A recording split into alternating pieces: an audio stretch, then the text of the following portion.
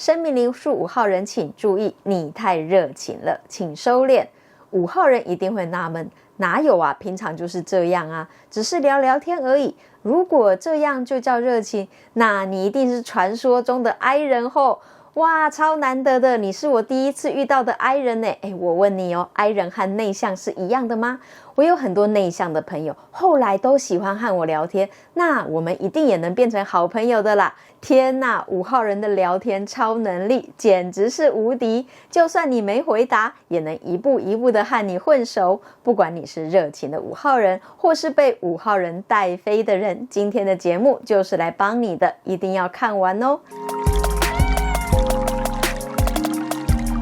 生命灵数看妈妈大师，让你轻松做自己，知道灵数相处很简单。欢迎订阅、分享、按赞，开启所有通知。嗨，大家好啊，我是妈妈大师。今天来说怎样和生命灵数5号人合作，能安全降落，马上用你的灵数来签到，就不会找不到了哟。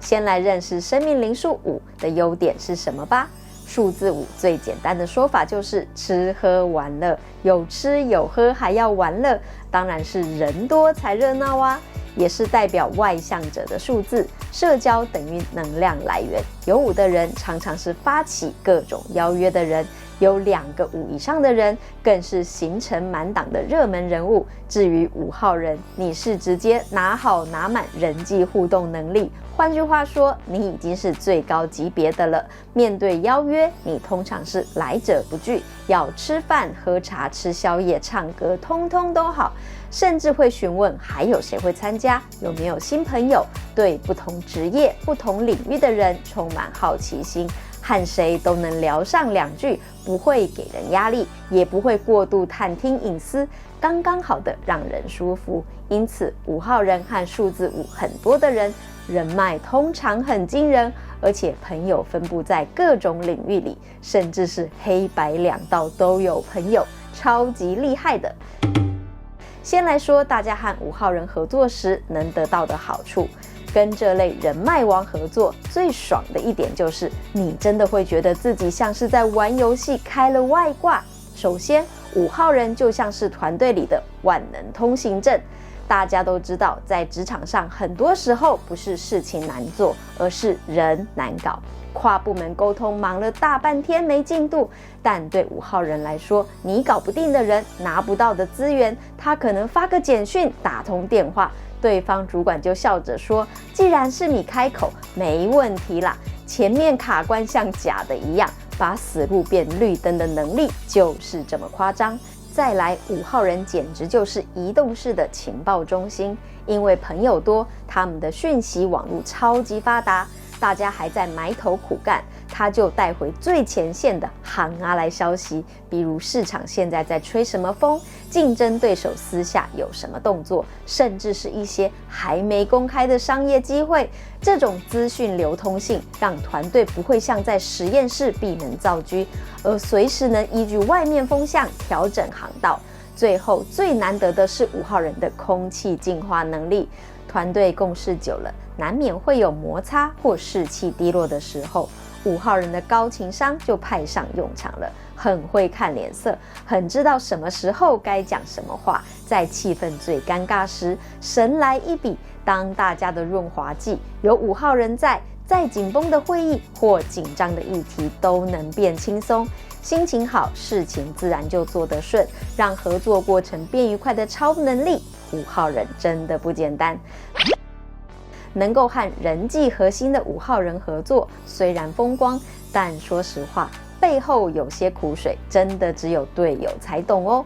最让人头痛的就是那种永远抓不到人的感觉，因为5号人朋友多，外务多，手机讯息好像永远回不完，这就是所谓的社交税。你们可能正在讨论专案最关键的决策，结果下一秒5号人就被另外一个电话挖走，忙着处理别人的求助。这种注意力的碎片化会让你觉得进度在走走停停，当你急得像热锅上的蚂蚁时，他忙着帮别人瞧事情，这种执行上很难落地的情况，是不是很让人心累呢？再来就是人情压力可能导致的公私不分，5号人通常很怕得罪人，凡事都想求个圆满，或想当好人。但职场现实是，有时必须说丑话，或不得不硬碰硬检讨问题。每当遇到这种需要严肃对待边界的时候，5号人可能会为了维持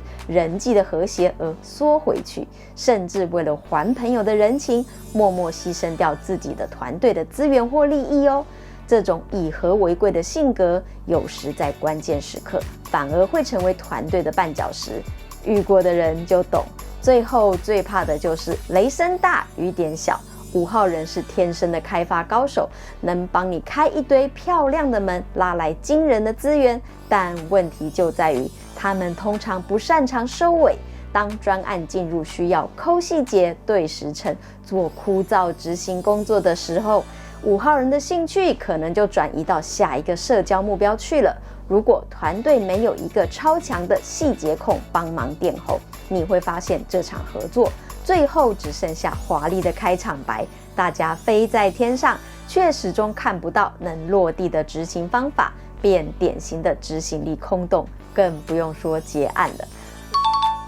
如果你的主管、同事或是家人中就有5号人，相信你一定有被5号人当风筝飞，飞到不能降落的困扰。在没办法解除关系或保持距离的现实中，有没有保留5号人优点、减少考验的方法呢？当然有，这是喵喵大师的独门绝技，听到赚到，知道灵数相处很简单。再说的就是这个，只要你学起来，就能开心舒服的和5号人合作哦。既然遇到了这种人脉外挂型的伙伴，与其抱怨5号人太忙或不够专注，不如换个思考，学会怎么使用它，才是高段位的合作法哦。有3个很具体的建议可以给你。一，也是最重要的，就是把对的人放在对的战场。这类人天生就该去外面征战，把对外窗口或资源开发的位置留给5号人吧，让他在外面刷脸、瞧资源，搞定难搞的人际关系。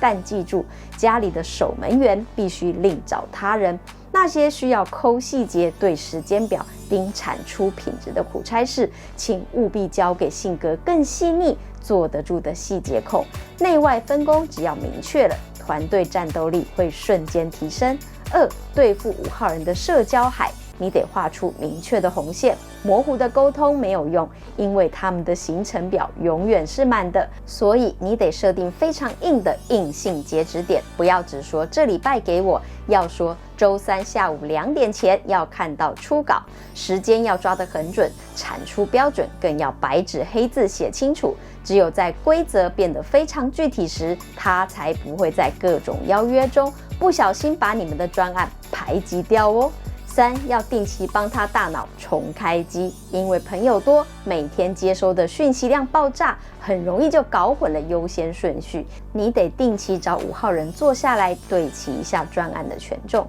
温柔但坚定地提醒他：我知道你那边人情压力大，但对我们来说，现在团队目标才是第一位。帮他把分心出去的注意力拉回来，确保5号人能量有精准地释放在你们的合作上。说到底，这类伙伴是最棒的扩张型推手，只要你能帮他守住底层的执行逻辑，让专案的发展不至于飘走，你们合作出来的火花绝对是单打独斗时想都想不到的强大影响力。最后，和5号人合作务必记得2点：一，不要和5号人比关系，除非你也是5号人； 2，不要规定5号人不准出去啪啪走，这个指令他会直接忙到让自己回不来的，你会怕的哟。记得这2点，你和5号人的合作就会有好的开始。